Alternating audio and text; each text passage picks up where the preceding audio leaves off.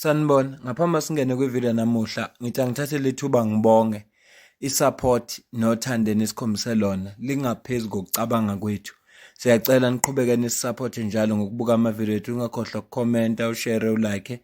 Siyafisa ukuzwa umbono wakho. Sicela ke singene kwivideo namuhla. Africa. When we woke up this morning, Chair, we woke up to statistics which said the South African Police Service advertised 5,500 posts for young people to participate in the training program. And as shocked as we all were, 927,000 young people applied to just 5,000 posts.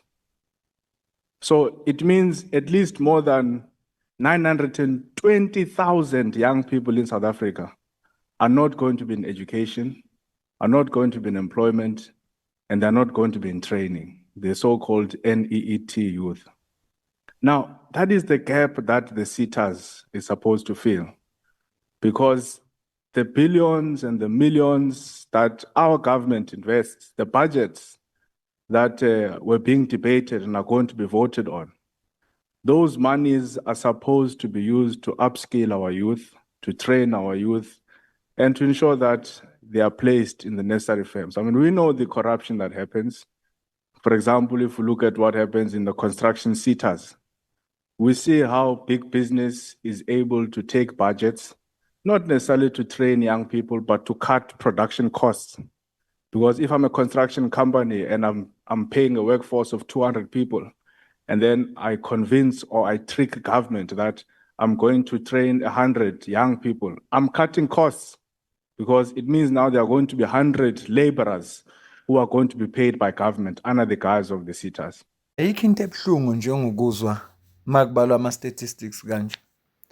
Kukhulunywa ngabantu abasha abangasebenzi ukuthi kwi-post ebefuna 5,000 yabantu, ku-apply over 90,000 yabantu. Khombisa ukuthi kunentsha ebalelwa ko-90,000 ehlele engasebenzi.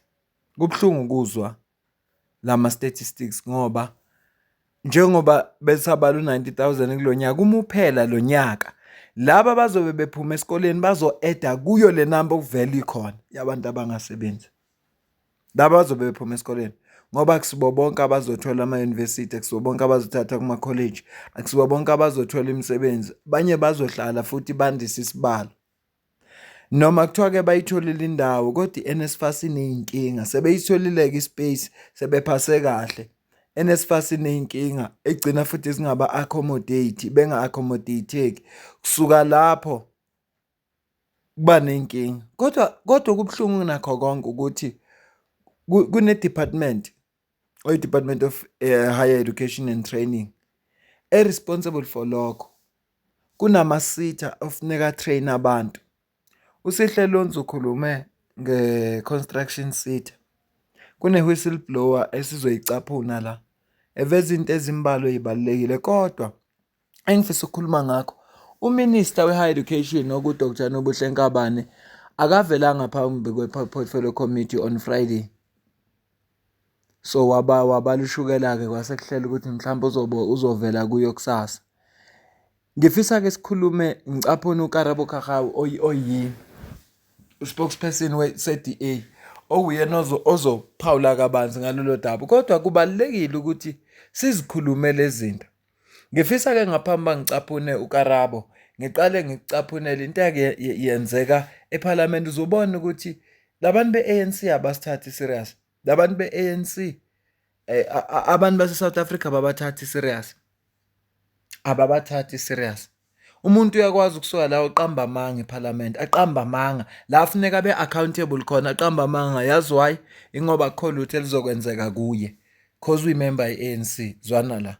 So you are nowhere in the middle of the screenings and the nominations involved in any of this? You can say yes. No. Many months later. Ethemba ukuthi uqaphelile ukuthi ngomhla ka-30 May ubaba uNgubane waphendula wathini. Ingakho ngifake le error loyibonayo ngoba ikhombi date uzomuzwa ngomhla ka-18 July uthini. sekudlula inyanga yodwa kuJune. Kodwa ngomhla ka-30 May impendulo yakhe ayifani nempendulo yangomhla ka-18 July. Ngicela ukucaphunela ke yango-18. Because I'm the person who is the custodian of this process. All nominations come to me, but there is a dedicated email, not my email address, a dedicated email, which I'm responsible for, in which nominations comes from. So after that, I have to ensure that after the closing date, all the nominations are captured so that I will submit that to the minister. And I must explicitly state that the legislation, I think specifically section 11, subsection 1A, subject to paragraph B, states that the minister is responsible to appoint the accounting authority of a SETA, the chairperson of the accounting authority of a SETA after consultation with the National Skills Authority. So with that, after processing all the nominations and getting all of them captured, my duty is to ensure that those are submitted to the minister. Quickly, because of time again, sir. So my question is specific. I understand that's what you did. So is that the same thing that happened this time around with this process, or is it different? Did you follow a different process this year than the one that was previously followed?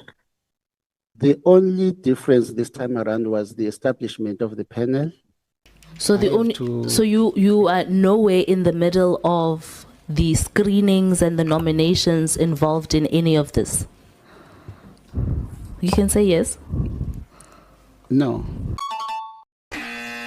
And the establishment of the panel was recommended by myself, taking into consideration the audit findings of the previous process of appointing the boards in 2020 to 2025. My duty is to provide technical advice and guidance. Oh, I cannot handle because you are chowing my minutes.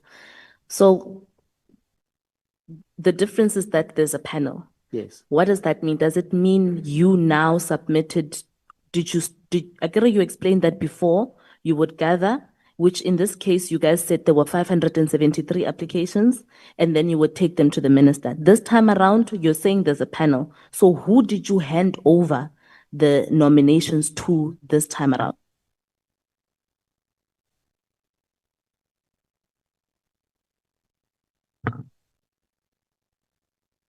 Following the minister's request on 16 January 2025 at 10:20, I submitted a nomination report of the SETA chairpersons via the email to the minister. And again,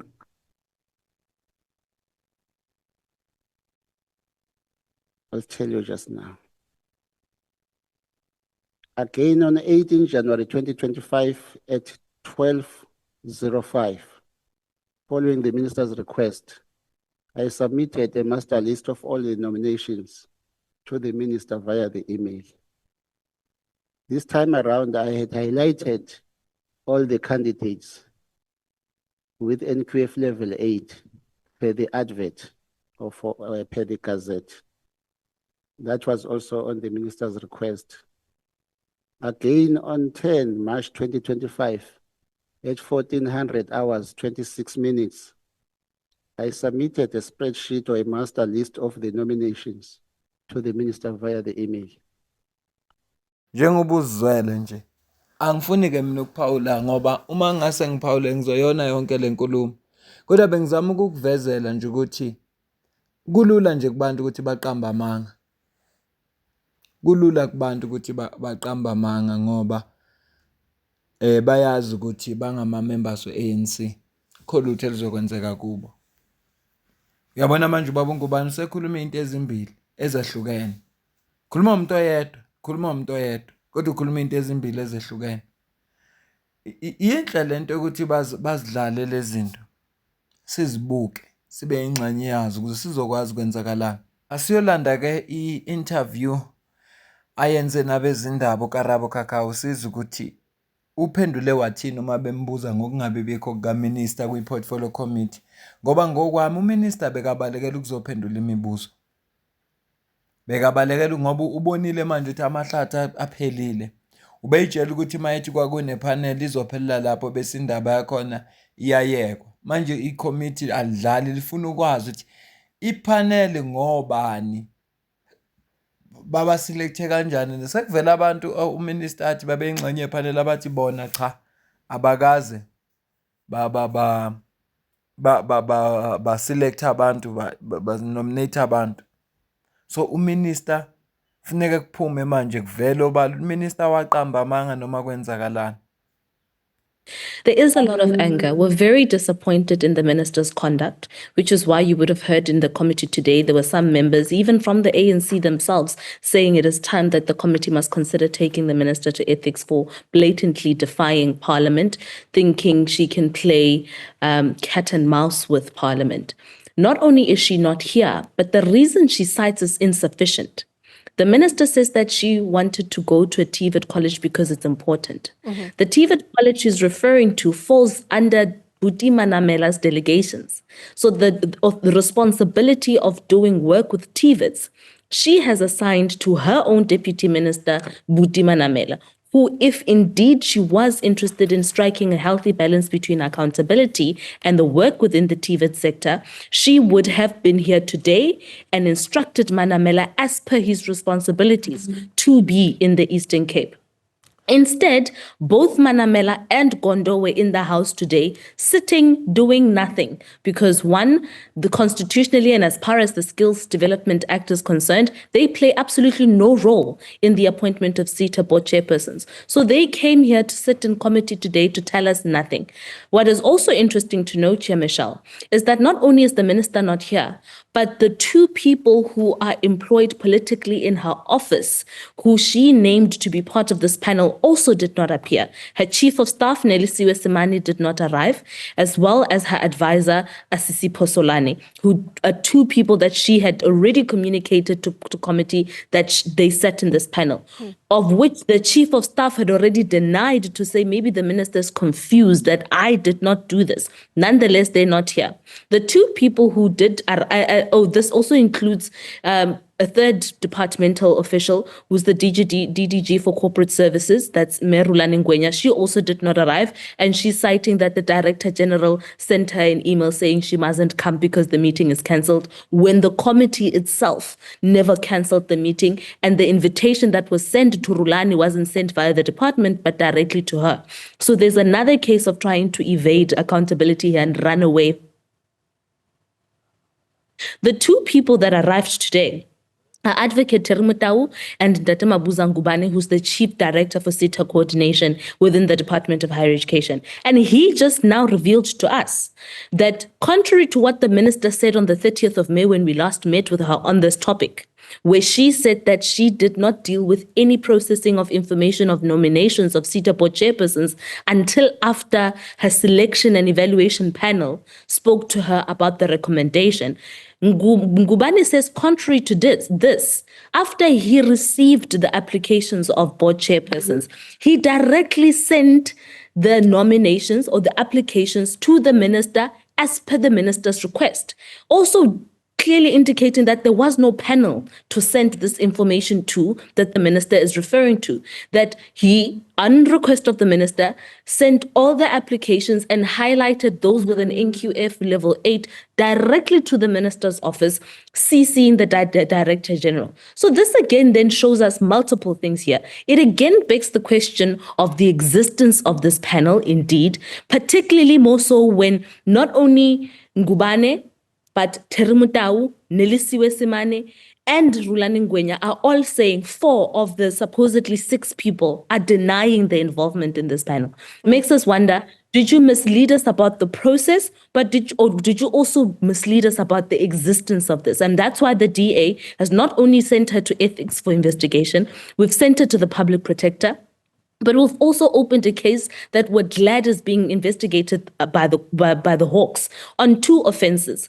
One, on fraud, 2, on a statutory offence under sections 27 of the Powers, Privileges and Immunities of Parliament and Provincial Legislatures Act 4 of 2004. It is clear here that that question that is being begged must be answered by these investigations. But we've also made a call consistently to President Ramaphosa to fire Minister Nkabane. Beyond that, we've even made a call to her during the budget debate on higher education to say she does not need to wait for President Ramaphosa to fire her. She can stop being arrogant. She can stop acting in blatant disregard of not only Parliament, but the people of the Republic of South Africa who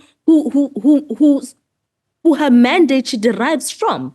And out of shame and regret for the mess that she has created, not only for the sector, but the mess that she's created as far as the identity of the Department of Higher Education is concerned, but also the mess that she's created as far as the identity of the GNU is concerned, resign with grace. And the reason why, Michelle, I'm concluding here. The Democratic Alliance is so upset about what Minister Nkabane did is because when Minister Nkabane messes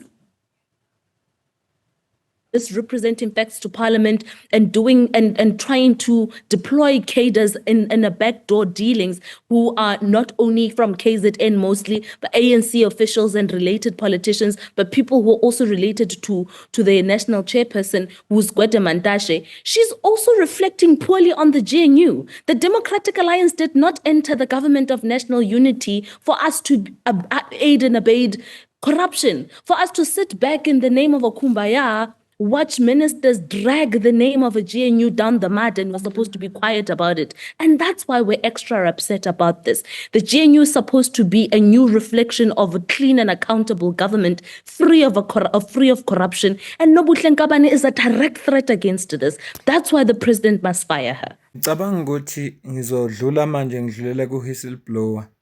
Lento lezi ngizifakela ukuthi nje sazi kwenzakalani. Noma ke okubuhlungu kunakho konke ukuthi siyazi ukuthi upresident wethu phandle mangase kube nencindezi enkulu angamxosha uminister, kodwa nje ingekho incindezi ayikho upresident wethu into angazoyenza, ayikho neyodwa. So sizodlulela ke manje ukuthi sizithola i-whistleblower. Okubuhlungu labantu abangama-whistleblower nabakhipha lezi zinto abasebenzi indawo, abanye balahlekelwa ngisho nayimiphefumulo yabo, bayabulawa. So ngizocaphuna ke i-whistleblower asho kumbala nje ngifisa kusho bese siyayivala ivideo. Ngiyacela ukuze ukuphawula kwakho ngizwe ukuthi wena uthini la ku-comment section. Ungasisupporta futhi ngokusidonatela noma ngamalini. Ikhona i-account kwi-comment ephiniwe. It's a tool. We know that currently South Africa is it has a high rate of unemployment. And I believe that in the public space, as the government, we spend a lot of money in procurement. And that tool, if used properly, it can assist in creating jobs for a whole lot of youth and South Africans out there. But it's unfortunate that it's not being used properly. You find the space being highly politicized, where you find people coming in for what it's in there for them. The people are coming into the space to fill up their pockets. So the system is not being used properly. It's used for people to make money. Corruption has taken over what is meant to create job, what is meant to improve the economy of South Africa. Yeah, it's sad and it's very sick, and you're in the thick of it at the construction SETA. Almost said corruption SETA, a bit of a Freudian slip, but I think it wouldn't be wrong of me to even say that.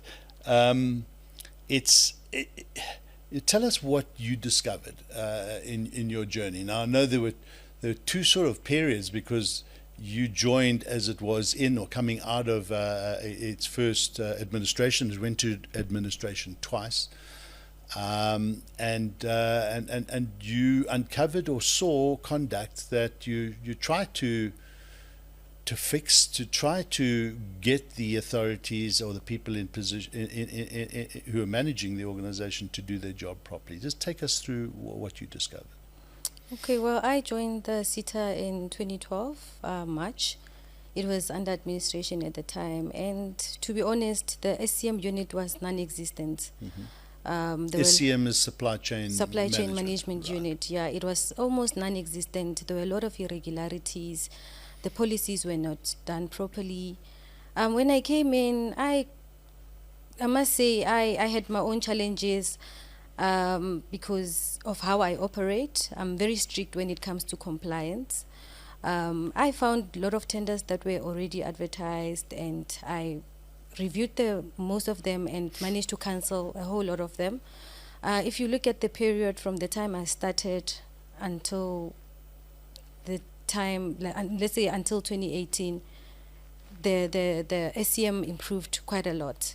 And I must say it was not easy. It's not easy because most of the time you are seen as a stumbling block, especially when you try and advise people to do the right thing, you will be seen as a stumbling block. So most of the time, I must say, all the CEOs, if someone doesn't know, they would say that I don't get along with all the CEOs, and I would be seen to be the one that is problematic, because obviously I stand my ground, and I would like to believe I have a backbone, and if something is wrong, I will tell you that something is wrong. I'm not afraid to call something that is wrong that it is wrong. So you weren't going to be pushed over, and you challenged and stood up against the abuse of power. Some of the CEOs that you've I have worked with. Yeah, they didn't like you. Tell us, give us a couple of incidences where the CEO in that first period, before it went back into administration, were not happy with what you were doing. Well, we would fight a lot because most of the time you would pick up some interferences where they would like to tell you how certain things are supposed to be done. And I believe that there's a reason why I am hired in that space. I'm hired in that space because there's a certain service that I need to provide. So I felt like I'm not being allowed to specialize in that space. And then when you give advice, you are seen as a stumbling block. And then when there are issues, you must be the one that must come in account. So for me, it didn't work. So you were raising concerns? So I would raise concerns and say, this thing is not done correctly. Tell us some of those. What wasn't being done? I remember at the time there was a tender for, I think it was HR at the time, where something was not right. Roughly when was this? Which year? I think it was around 2015-16. Okay. Where they wanted, we went out on an RFQ, if I remember correctly, on an RFQ or a tender for a recruitment agency. And I could see that some things are not being done properly. And when I advised, I was seen as a stumbling block. Yeah. I remember there was a period where I was even sent home to go and sit home and they got someone from finance to come and actually do that particular RFQ. Fulfill your role. Yeah, to fulfill my role. And guess what? I think it was reported on Public Protector or something like that, because I remember being called in and I was asked to have a look and check what actually went wrong. When I was there, when I could have prevented it, but I was not allowed to play my role. And then the organization ended up being in trouble because certain things were not done properly. You were suspended at one time then, before we went into administration in 2020, is that right? No, I was suspended during the administration. Okay. While it was while in CETA, it's not in CETA, construction CETA was in administration around 2020. Yes, I was suspended following the Gobodo investigation. Tell us about the Gobodo investigation. Who instructed that? Okay, so what happened is that I think around 2018 there were allegations that the former CEO, Ms. Bilusa, made against the chairperson of the board, where there were some allegations of the interference of the chairperson wanting to tell the CEO which companies to appoint, and then he reported the matter to DHET. Then DHET instituted an investigation through NSA. NSA, they did their NSA is the National Skills Authority. Yes, they did their own preliminary investigation, and then following which they then recommended that there must be an independent investigation. That's when Gobodo came in. The minister then DHET appointed Gobodo to do the investigation. So Gobodo came in, they did their own investigation. As far as SCM is concerned, they were focusing on 3 tenders. They finished their investigation. We were part of the people that were interviewed in that investigation. the investigation was concluded and there were recommendations, and then all the implicated parties. During administration, when the administrator came in, he had to obviously implement the Goboto report. Right. And then all the parties, all the implicated parties, we were given the report in 2020, and then following which we were suspended. Myself particularly, I was suspended for my role as a BAC advisor, where I was asked... Bid adjudication. Yeah, bid adjudication advisor. Then on the recommendation by Goboto, I was then asked to motivate why I should not be subjected to suspension, of which I did, because I think in some of the tenders I was not part of the BAC at all.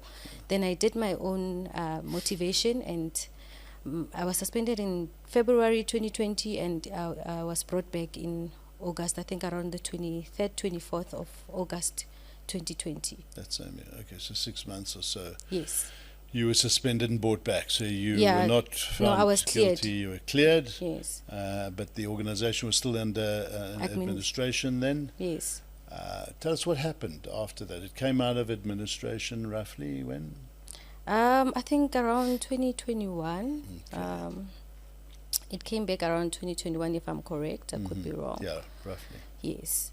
So, well, after I came back from suspension, I was also suspended again. Really? Yes. Why? So when I came back around the 24th, 23rd, there was a tender that was being evaluated, almost being finalized. And then in that tender, when I came in, the SCM advisor was not there. Then I was asked to come in and fill in the role of the SCM advisor.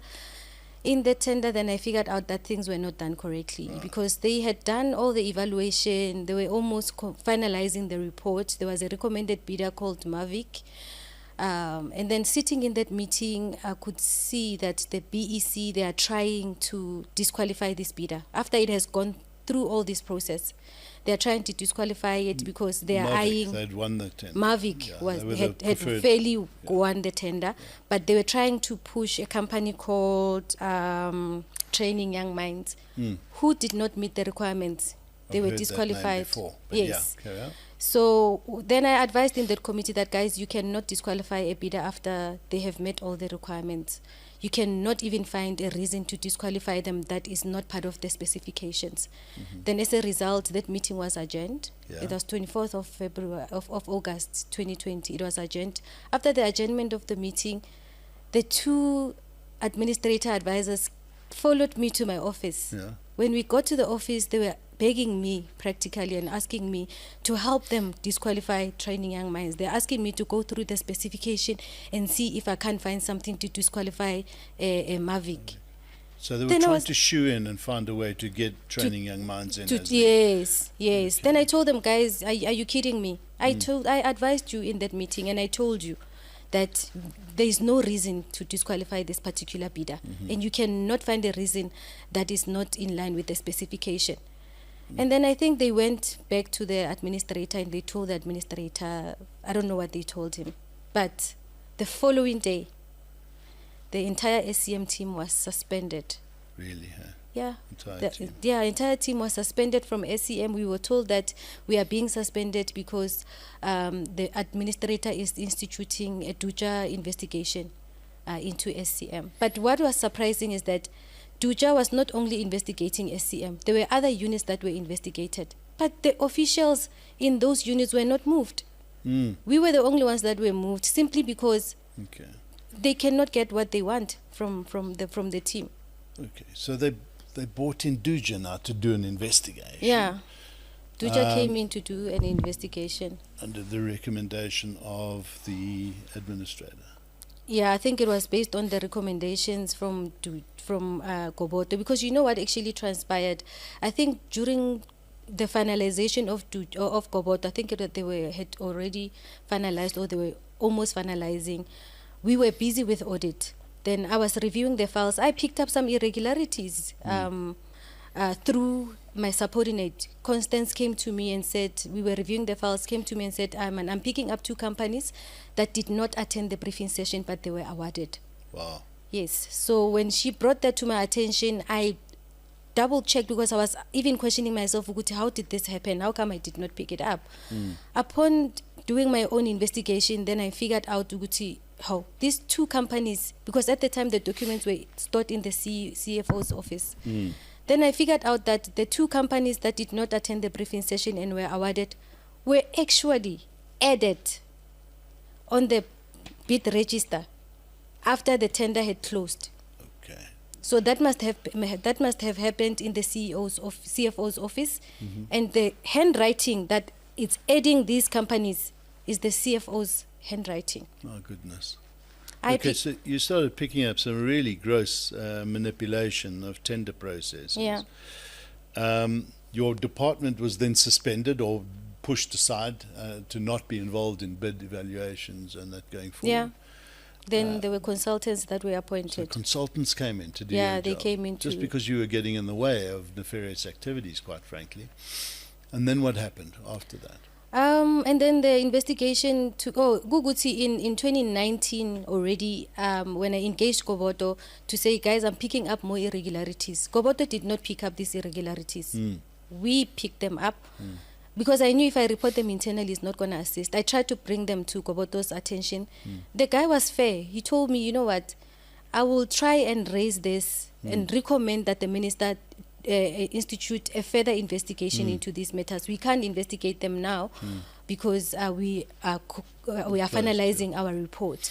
But he said to me, just in case she does not institute an investigation, do a protected disclosure. I didn't know at the time what is a protected disclosure. Right. Then So it- you did you compiled the report? Yes, I did my own investigation into other issues while reviewing. I picked up more irregularities where I was not even part of the process, where my subordinates were used by the CFO to do certain things. There was even a fraudulent purchase order that was done by one of the guys that is now sitting in Shezi's office. He did a fraudulent PO where the PO was, the amount was initially 100,000. It was pushed to 300,000, and then he fraudulently did that PO to increase it to 300,000, and he used a subordinate to do that.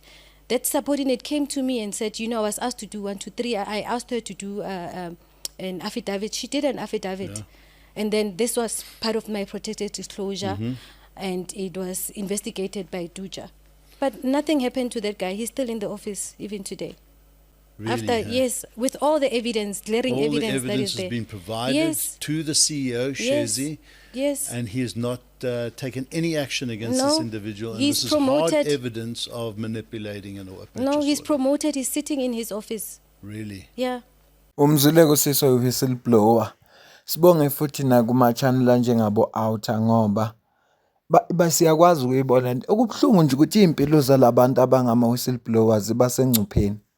Nansi into ebuhlungu, iy'mpilo zabo ziba sengcupheni ngoba abantu laba abathanda izwe se-South Africa, abantu laba ababonayo ukuthi eish ngabe i-youth iyaqasheka, ngabe i-unemployment iyehla. Kodwa the time beveza lokho kuyafana nakho kunama-investigation alonjwayo, yimiphi imiphumela? Nangumuntu ade esho sisi ukuthi ubufakazi bukhona, kodwa nanamhlanje futhi kunalokho bampromotile usesikhundleni, bampromotile. Isimo esiphila phansi kwaso. Futhi mzukwane sabeka izwe lase-South Africa phambili. Sathanda leli zwe ngaphezu kwey'nto zonke. Siyophuma kule nkinga, mzukwane savote i-ANC out of power. Sophuma kule nkinga ngoba sikule nkinga nje ingoba sesavotele i-ANC. It's unfortunate for uDr Nobuhle Nkabane ukuthi uthola i-department vele ebolile. Naye futhi ufika uba ingxenye yokubola kanti ibivele ibolile. Ngoba akufanelanga sikubeke sengathi nguye yedwa corrupt.